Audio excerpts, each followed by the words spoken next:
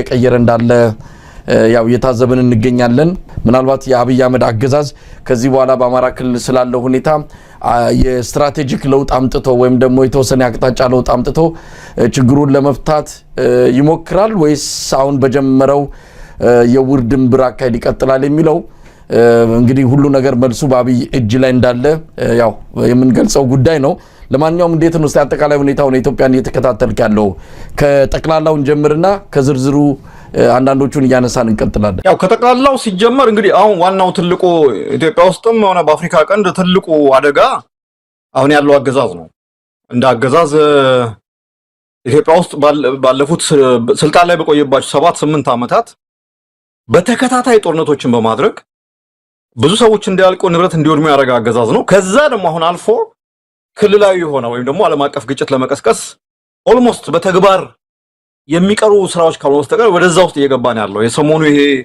ፉከራው ዛቻው የጦር መኮንኖቹ ንግግር የሚነግር ነገር ኢትዮጵያ ውስጥ ያውን አብይ አህመድ መንግስት በቃ አንድ ጦርነት ካልፈጠረ የሚኖር እንትን አይደለም ሁለተኛው ዛሬ ብልጽግና ስብሰባ አካሄደዋል ምን እንዳካሄደም ብዙ ሰውም ትኩረት አልሰጠውም ግን ምን እንዳለም አስቸኳይ ነው መሰለኝ ዛሬ የተካሄደው ስብሰባ ምን እንዳካሄደ ምን ውሳኔ እንዳሳለፈም ገና አልሰማንም ምናልባት ነገ ነው የምናውቀው እንትን የሚሆነው የምርጫው ጉዳይ ተነስቷል ምርጫ 2018 ነው 19ኛው በዚህ አመት ግንቦት ላይ ይካሄዳል የሚባለው ምርጫ ቦርድ በግዴታም በተያዘው ቀነ ቀጠሮ መሰረት ምርጫ አካሄዳለሁ ብሎ ሁሉንም አማራጮች ዘግቷል በነገራችን ላይ ያለፈው የዚህ ሰሜኑ ጦርነት አንደኛው መነሻ ምክንያት ምርጫ መሆኑን መዘንጋት የለብንምና አሁንም ስርዓቱ በእብሪት ኢትዮጵያ ውስጥ ምርጫ ማካሄድ ይቻላል አስቻይ ሁኔታ አለ የሚል እንትን ላይ ደርሶ የገፋ ያለበት ሁኔታ ነው በዝርዝር ነው አለ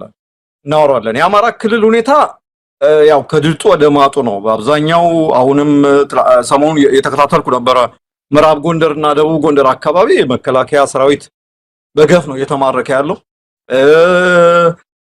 በነገራችን ላይ የጀነራሎቹ ንግግሮች ብቻ በመስማት ውስጣቸው ያለውን ፍራስትሬሽን ውስጣቸው ያለውን ተስፋ መቁረጥ ውስጣቸው ያለውን ንዴት ልታቀው ትችላለና ብዙ ሊባልለት ይችላል እንደው ሰው መሐመድ ተሰማ እንዲተናገረ ብርሃኑ በቀለ እንዲያለ ግርማ እንዴ እስቲ ዝም ብላችሁ ተከታተሉትና እዛ ውስጥ የሆነ ፓተርን ታገኛላችሁና እሱ የሚነግረን ነገር አለ በጣም ተስፋ አስቆራጭ እንደሆነ ሰራዊቱ በጣም እንትን እንደሆነ እንደውም ከዛ አልፎ ወደ ጭካኔ እንደገቡ ነው ጡት መቁረጥ ምርኮኛ ማንገላታት ምናምን ነገር ነው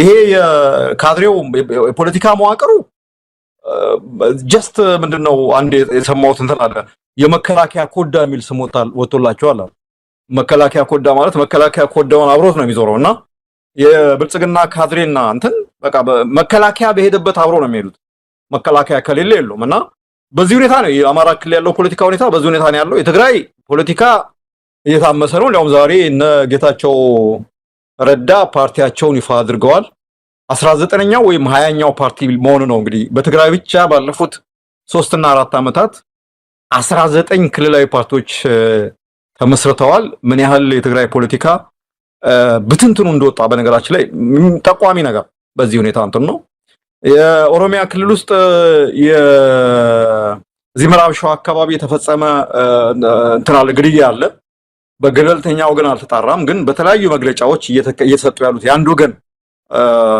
መግለጫዎች ዛቻዎች ቅስቀሳዎች ትንሽ አሳሳቢ ናቸው እነሱም ላይ ብናወራ ጥሩ ነው ምክንያቱም ይሄ ነገር ኦሮሚያ ክልል ሰው ሲገደል የመጀመሪያው አይደለም ግን የተወሰነ የሚገደሉ የተወሰነ ሰዎች መርጠው ያንን የሚያጩሁበት ምክንያት በጣም አይ ቲንክ ግልጽ መሆን አለበትና አይ ቲንክ ዋናዎቹ እነዚህ ናቸው ኢኮኖሚው ነው አንረሳው ኢኮኖሚው አሁን ኦልሞስት ማነው ዮም ተካልኝ አንዴ ዋሽንግተን አንዴ ቤጂንግ እንትኑ ጠፍቷቸው ኮምፓሱ ጠፍቷቸዋል ኢኮኖሚው መልቁ የቱ ጋር እንትን ማድረግ እንዳለባቸው ጠፍቷቸዋል አሁን ልመና ያለፈው ጊዜ ተናግረናል እንትን ውስጥ ነው ያለው የጽኑ ህሙማን ማቆያ እንትን ውስጥ ነው ያለውና በቃ የሆነ እዚህ ሾክ እንትን ያስፈልገዋል ለመንቃት እና በጣም እንትን ነው እነዚህ ናቸው ዋናዎቹ መሳይ ምናልባት አንተ ደግሞ በአንተ በኩል የታዩ ካሉ ጨምር መስፍን አንተ ካነሳቸው ጀምራለሁ ከኢኮኖሚው እንነሳና የአብይ አህመድ አገዛዝ የ100 ቀናት ግምገማ አካሂዷል በሚኒስትሮች ምክር ቤት ደረጃ በዚህም በቅርቡ የዓለም ባንክ ኢትዮጵያ ድህነት ወደ 43% ሊጨምር ይችላል የሚል ያወጣውን መግለጫ አውግዟል ወይም ደግሞ ተቃውሞታል። ይሄ በኢትዮጵያ ያለው ነባራዊ ሁኔታ ያላገናዘበ የብልጽግናው መንግስት በየትምህርት ቤቱ የጀመረው የምግብ ማቅረብ ፕሮግራም አለ። ድህነትን ለመቀነስ አንድም በሰፊው የጀመረው ለተማሪዎች የምግብ ማቅረብ ፕሮግራም ነው። እሱን ሁሉ ከግምት ያላስገባ መረጃዎችን ያላሳየ መሬት ላይ ያሉትን ሀቆች በደንብ ያላገናዘበ መግለጫ ወይም ደግሞ ድምዳሜ ነው ሲል ነው ያወገዘው። በተቃራኒው እንግዲህ ምንድነው የፕላንና ኢኮኖሚ ነው የፕላንና ልማት ሚኒስትሯ ዶክተር ፍጹም እንደውም በከፍተኛ ደረጃ እያደግን ነው ብዙ ነገሮችን ወደፊት ሄደናል ብላ ነው ሰሞኑን በተሰበሰበው ሚኒስትሮች ምክር ቤት መግለጫ የሰጠችው። ሌላው እንግዲህ አብይ አህመድ ሰሞኑን የጀመረው ፋሽን አለ የሶፍ ዑመር ወግ የሚላውን ደግሞ የኮይሻ ወግ አለ። ወግ በወግ ሆኗል። የኢትዮጵያ ጉዳይ ከስራ ይልቅ ወሬ ላይ ያተኮረ ከተግባር ይልቅ ወግ ጥረቃ ላይ የተመሰረተ አብይ አህመድ በየዕለቱ ልብስ እየቀየረ ማይክና ቦታ እየለወጠ ብቻ ለኢትዮጵያ ሕዝብ ፕሮፓጋንዳ እየጋታ የሚታይበት ሁኔታ ነው ከሰሞኑ በስፋት እያየን ያለ ነው። ስራ የለም፣ ነገር ግን ወሬው በዝቷል። ምንድነው የሀገራችን አባባል አለ በተለምዶ ምናልባት በየቦታ ይባላል አቅም ወሬ ቢበዛ ባህያ አይጫንም ይባላል። ወሬው በዝቷል፣ ግን ትርጉም ያለው ስራ መሬት ላይ የሚታል የሰውን ልጅ ህይወት የሚቀይር ነገር እያየን አይደለም። አሁን ወጣቱም የኢትዮጵያ የተለያዩ የህብረተሰብ ክፍሎች ምንድነው ፍርሃታቸውን ተገላግለው ስልካቸውን እያወጡ ራሳቸውን እየቀረጹ ብሶታቸውን እየተናገሩ ነው ያሉት። ይሄ ቀላል ምልክት አይደለም። ሰው ፍርሃቱን እየተገላገለ ካለበት አጠቃላይ ጭቆና እየወጣ ምን ይመጣል አይነት በድፍረት እየወጣ ብሶቱንና ምሬቱን እየተናገረ ያለበት ሁኔታ ነው የምናስተውለው። እንግዲህ ቀደም ሲል እንዳልከው ነው የብልጽግና ስራ አስፈጻሚ ኮሚቴ ስብሰባ አካሂዶ መግለጫ አውጥቷል። በመግለጫውም ብዙ ነገሮችን ዳስሷል። እንደተረዳነው ከሆነ የሆኑ የተመቱ ወይም ደግሞ ከስልጣን የተወገዱ የብልጽግና አመራሮች እንዳሉ ነው። በስም ዝርዝር አልገለጹም እንጂ እርምጃ የተወሰደባቸው እንዳሉ ይነገራል። የአንዳንድ ክልል ፕሬዝዳንቶችም የዚሁ ሰለባ እንደሆኑና ከስልጣን የተወገዱበት ሁኔታ እንዳለ ይነገራል። ዝርዝሩን የምናውቀው ነገር የለም። ከአደም ፋራህ መግለጫ የተረዳነው ግን ብልጽግና የራሱን ሰዎች በግምገማ እየጠራረጋቸው እንዳለ ነው። ይሄ በጣም አደገኛ አካሄድ ነው። ምክንያቱም ሰውን ለማታለል ጉልቻ እየቀያየሩ እንዳለ ሰው በመለዋወጥ ሰው በማባረርና አዲስ ፊት በማምጣት ኢትዮጵያ ውስጥ ለውጥ የመጣ እንዲመስለው ለሰው ከፍተኛ የሆነ የማዘናጋትና በዚህ ደረጃ ህዝቡን አቅጣጫውን ለማስቀየስ ብልጽግና እንደው አቅዶ እየሰራ እንዳለ ለመግለጽ ያህል ነው። ሌላው ከኢትዮ ኤርትራ ጋር በተያያዘ ነው። ከፍተኛ ውጥረት እንዳለ ይነገራል። ሰሞኑን ጌታቸው ረዳና ሬድዋን ሁሴን በአንድ የአፋር የጠረፍ ቦታ ሄደው በፎቶግራፍና በቪዲዮ የታዩበት ሁኔታ እንዳለ ያው ሰሞኑን ሲዘገብ ነበረ።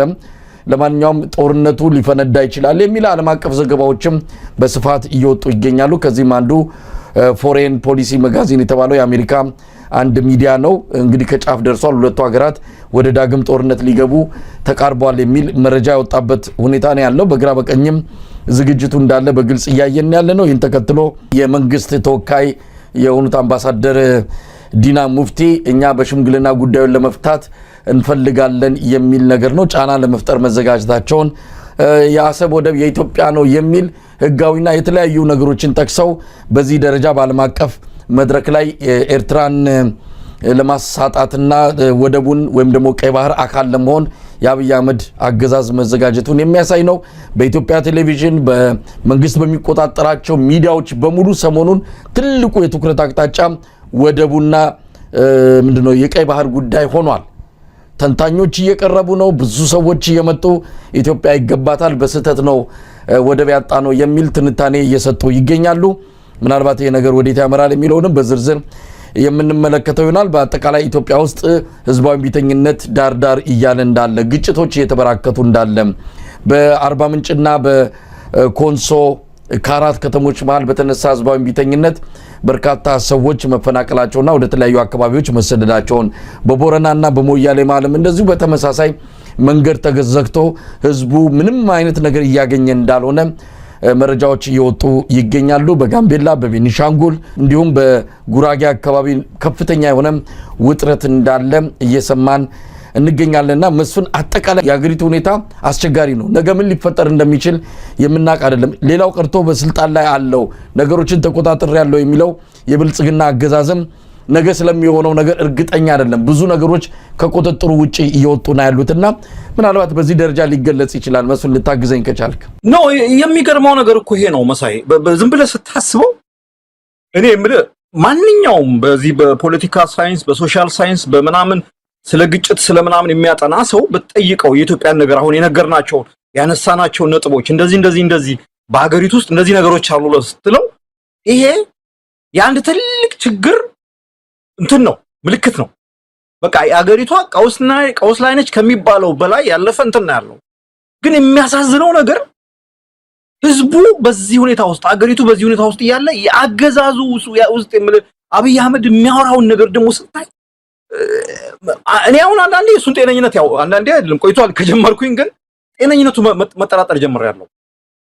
ምንድነው ማለት ኢትዮጵያ ውስጥ ከኛ በለጠ እናንተ ከምናውቀው የበለጠ እኮ በቂ ኢንፎርሜሽን አለው። በየቀኑ ኢንተለጀንስ ብሪፊንግ ይሰጠዋል። የደህንነት መስሪያ ቤቱ የመከላከያ ኢንተለጀንሱ ምናምን እኮ ብሪፊንግ ይሰጡታል እኮ እያንዳንዷ የተከሰተች ነገር ጧት በእርግጠኝነት ጠቅላይ ሚኒስትሩ ቢሮ ብሪፊንግ ይደረጋል። ግን ይሄ ዲናያል ክህደት ነገሩ ምንም ነገር ኢትዮጵያ ውስጥ ምንም ነገር አሁን ሲያወሩ አሁን የዚህ የሶፍ ዑመር ዋሻ የተባለው እንትን ላይ እኔ አልከታተለውም ግን የተወሰነው እንትን አይቻልም። ኢትዮጵያ ውስጥ ምንም ነገር እንደሌለ በቃ ኢትዮጵያ በቃ የሆነች የጠገበች የለማች ሰላም የሆነች ሰው በቃ በልቶ ውሎ አድሮ እንትን የሚል አይነት ሀገር ነው የሚያስመስሉትና የሚገርመኝ እንትኑ ያ ነው። የድሮ እኮ አሁን ድሮ ከዚህ በፊት የነበሩ ስርዓቶች ችግር ሲኖር ችግሩን ተቀብለው ጊዜ ስጡን እንፈታዋለን ወይ ደግሞ በዚህ መንገድ እናደርገዋለን ብለው መጀመሪያ ችግሩን ለመፍታት መቀበል ነው የሚያስፈልገው የሚገባው አይደለም።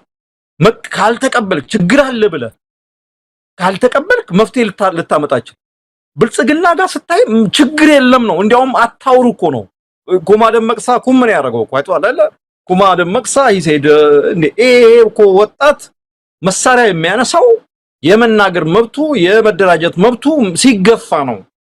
ስለዚህ ብልጽግና ማረጋገጥ የምንችለው የፖለቲካ ሰላም ማምጣት ስንችል ነው፣ ነፃነት ስናከብር ነው ብሎ ሲናገር ፌስቡክ ላይ ያለ እንትን ነው እዛ የምታወሩት ምናምን ነገር ብሎ ለማጣጣል ሄደበት ርቀት አይተው ከዚህ በኋላ እርግጠኛ ነኝ ኩማን ማንኛውም እንትን ላይ እንደማይገባ መስፍን እዚህ ላይ ምናልባት እንደው እኔ ከዚህ አንፃር ትንሽ ተቃውሞ አለኝ። የኩማ ደመቅሳን አጠቃላይ ምንም ያልተቆራረጠውን ሙሉውን ብትመለከት አሁን በማህበራዊ ሚዲያ ላይ በተለይ በተቋሚ በመንላቸው በእኛ ካምፕ ያሉ ሰዎች የሚያሰራጩት ነገር ትንሽ የተሳሳተ ነው ብዬ ነው ማምነው። ሙሉውን አውዱን ብትመለከት ኩማ ደመቅሳ በፍጹም አብይ አህመድን አልተቃወመም። በፍጹም እንደውም አሁን ጠመንጃ የሚያስነሳ ምክንያት የለም፣ ወደ ጫካ የሚያስወስድ ምክንያት የለም። ወደ ጫካ ሊያስወስድ የሚችለው መብት ሲገፈፍ ነው የሚል እንደውም ይህንን ስርዓት የበለጠ የማንገስ ይሄ ስርዓት ምንም ጉድፍ የሌለበት መሳሪያ ሊያስወስድ የሚችል ምንም ምክንያት እንደሌለ ለመግለጽ ነው። ተመልሰን ቪዲዮን ብንመለከት ኩማ ደመቅሳ እንደውም የበለጠ ስርዓቱን ሲጠብቅ አብይ አህመድን ሲያነግስ ነው ያየነው እንጂ እንደተባለው አብይ አህመድን የሚያስቆጣ ነገር አልተናገረም። አንዳንድ ጊዜ ተቆራርጦ የሚመጡ ነገሮች የተለየ አውድ እንድንይዝ ያደረጉ ነውና ኩማ ደመቅሳ ነጥብ እየተሰጠው ነው። ይሄ ነጥብ ተገቢ አይደለም። ሄደን ሁላችንም ብንመለከት እንደውም የበለጠ ከና አባዱላም ከሌሎችም የበለጠ ለምን የኢትዮጵያ ሕዝብ በአሁን ሰዓት መሳሪያ ያነሳል? የሚያስነሳ ምንም ምክንያት የለም ነው የሚለው። ስለዚህ ምናልባት ከአውዱ ውጪ ተቆራርጦ የመጣ ይመስለኛልና እሱ ላይ መከራከር እንችላለን። እኔ ይሄ አይነት ነገር የመጣው ከኔ ስንፍና ነው። ከኔ ስንፍና ፕላስ ሁሌ የምናገረው ነገር ነው። አብይ አህመድ የሚባል ሰውዬ እኔ 10 ደቂቃ 15 ደቂቃ ካዳመጥኩት ምናምን የአእምሮ ጤናዬ ምናምን ይዛባል ብዬ ስለማስብ በጣም በተመጠነ ሁኔታ ነው እንትን ብለው እና እነዚህ አሁን ያልካቸው ቪዲዮዎችን ሲዘዋወሩ አይቼ ነው እና የኩማ እንዳልከው ተመርጦ ነው ያን ነገር ያየሁት። ስለዚህ ይሄ በጣም እንትን ነው። አሁን አንተ የምትለው እንዳለ እንደ ብሮደር እንትን ሰፋ ባለ መንገድ ኩማ የተናገረው የተለየ ከሆነ እኔ እቀበላለሁ።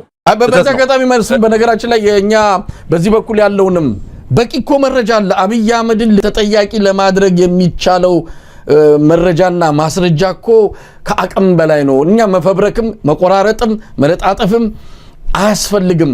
ለምን እንደሆነ አላቅም ይሄንን ያደረጉ ወገኖች መልሰው ራሳቸውን ቢፈትሹ ጥሩ ነው ሐሰት አያስፈልግም ሌላ ቆርጦ ቀጥልም አያስፈልግም እንደነሱ AI የሚባሉን አርቲፊሻል ኢንተለጀንስንም ተጠቅሞ የሰውን እንደ ማደናገርም አያስፈልገንም እውነት እኮ ራሱ አለ አብይ ጋር አለ እኛ ሌላ ቦታ መሄድም የለብንምና በዚህ አጋጣሚ በዚህ ወገን ያለንን ሰዎች መልእክት ማስተላለፍ የምንፈልገው እባካችሁ ቆርጦ ከመቀጠል ያልተባለ ነገር ከማድረግ ካውሉ ውጪ ከመውሰድ ይልቅ ያለውን የተባለውን ነገር በደንብ መተቸት የሚያስችል ብዙ ጥይቶችን ነው አብይ እየሰጠን ያለ ነው እንደውም አልተጠቀምንም ብዙ ጥይቶች አሉን እኮ ጊዜ ስለሌለን አልተጠቀምንም እንጂ አብይ አህመድን ይሄን ስርዓት እርቃኑን ለማጋለጥ የሚያስችል ከበቂ በላይ ማስረጃ አለንና በዚህ አጋጣሚ ጥንቃቄ እንድናደርግ እንደው መልእክት ለማስተላለፍ ያለው በጣም ልክ ነው አንድ ጓደኛዬ ምን ይላል መሰለህ የኛ አሁን ትልቁ አድቫንቴጃችን የነሱ ስቱፒድነት ነው የነሱ ደደብነት ነው ይላል በነገራችን ላይ እንደ ብልጽግና አይነት ለተቋሚው የተመቸ መንግስት አይቻላል የተቋሚው መልፈስፈስና ተቋሚው መዝረክረክ ነው እንጂ እንደ ብልጽግና በራሱ እንትን ላይ ጎል የሚያስቆጥር ቡድን አይቻላል በየጊዜው የሚሰራቸው ስራዎች የሚሰጣቸው መግለጫዎች ምናምን አንደኛ እርሱ የሚጣረው ሁለተኛ በጣም የሚገርም ሁኔታ በቃ ራሳቸውን ግምት ውስጥ የሚያስጥሩ ናቸው አንድ ነገር የሚናገሩት ነገር የሚያወጡት መግለጫ በአንድ ነገር ላይ የሚሰጡት አስተያየት ይሄ አንድ ሰው ስቴትስማን የሀገር መሪነት የሚባለው ብቃት አለ አይደለ የዛ ነገር እንትኑ ክሉ ትንሽ የውንጠፈጣፊም የላቸውም በነገራችን ላይ በአብዛኛው ብልጽግና ላይ አሁን ትልቁ ችግር እሱ እኮ ስቴትስማን አገር የመምራት ምንድነው የሚባለው ጸጋው ልበለው ወይ ዝንባሌው የለም በቃ እንጠፈጣፊውን ልታገኛችልም ብልጽግና ውስጥ በዚህ የተነሳ በየጊዜው ነጥብ እየጣሉ እኔ እንዲያውም እማዝነው መሰለ ለብልጽግና ደጋፊዎች ናቸው እነሱ አይናቸውን ጨፍነው ይደግፋሉ እንዲያውም ትልቁ ስራቸው እኮ የብልጽግናን ስተቶች መከላከል ነው ብዙዎቹ አሁን ብልጽግና ይሳሳታል ዛሬ እነሱ ኤክስኪውዝ ይዞ ይመጣሉ ይሳሳታል ይዞ ይመጣሉ ግን ዋናው ነገር ምንድነው ኢትዮጵያ ያለችበት ሁኔታና ብልጽግና ኢትዮጵያ የሚያይበት ሁኔታ ፍጹም ተጻራሪ ናቸው እሱ ነው በጣም የሚያስደነግጠው እንዳልኩ ነው የሀገር ችግር አለ ብለህ ተቀበለህ ከዛ በኋላ ወደ መፍትሄው ስትሄድ ነው መፍትሄ ሊያገኝ የሚችለው የለም አሁን እኮ እኔ ከማንም ሰው ጋር ወራርዳለሁ አብይ አህመድ የሚናገራቸው አብይ አህመድ ብቻ አይደለም ዳንኤል ክብረት ሌላውም በዙሪያ ያሉ አንታራጆቹ የሚናገሩት ነገር ከሰማ ኢትዮጵያ ምንም በቃ እንዲያውም ከመቼውም ጊዜ የበለጠ እንደዚህ አይነት እድል ገጥሟት አያውቅም ጭራሽ በአጼ ምኒልክ በአጼ ዮሐንስ ጊዜ ጦርነት ስለነበረ አሁንም ጦርነት ቢኖር ሊያስገርመን አይገባም የሚል በነገራችን ላይ በጣም እኮ አሳፋሪ እንትን ነው በጣም እንትን የሚል ነገር ማለት እና እኔ ሰዎቹ እንትኖች ናቸው የመግለጫውን አላነበብኩትም የብልጽግና መግለጫ ያልከውን ነገር እኔ እንትን የተወሰነም ሽግሽግ ወይም ደግሞ በግምገማም በምንም የሚባረሩ ሊኖሩ ይችላሉ ግን እንዳልከው ምንም የሚቀይረው ነገር የለም አሁን እስካሁን 7-8 ዓመት ያልተቀየረ ክልል ፕሬዝዳንት በተለይ አማራ ክልል እንደንትን ነው የሚቀየረው በየ6 ወሩ በየአንድ ሰሞን በየእንትኑ ሆኖ ነው በዚህ 7 ዓመት ውስጥ ማለት ነው እንደው ትንሽ አረጋ ከበደ ላይ የረጋ ይመስላል እንጂ እስካሁን ያልተቀየረው ሽመልስ አብዲሳና አብይ አህመድ ብቻ ናቸው በነገራችን ላይ የማይነኩት እነሱ ናቸው ኮር አመራር ማለት ነው በቃ እነሱ ካልተቀየሩ የኢትዮጵያ ችግር አይፈታም በነገራችን ላይ ያ ነው አሁን የታች ያለውን ተላላኪውን በየክልሉ ፕሬዝዳንት ምናምን አድርገው የሾሙትን እንትን ቢቀይሩት ምንም ፋይዳ የለው አይተናል ማለት የክልል ፕሬዝዳንቶች ተቀያይረዋል በዛው የመጣ ግን ለውጥ የለም እንደምናየው ነው በየቦታው ያለው ግጭት እኮ ማለት የሶማሌና የኦሮሚያ ክልል ችግር ተፈታ ከተባለ በሪፈረንደም ተፈታ ተባለ ኦህዴድ ስልጣን ሲይዝ ከሶማሌ ጋር ቃወረድን አለ ቀበሌዎች ተካልሉ ተባለ አሁን ወደ የለየለት የክልል ልዩ ኃይሉ ጦርነት ነው ይሆነ ያለው ነው ደቡብ አሁን ያነሳው ወደ ኮንሶ ኮንሻ ነው አንድ ብሔር አለና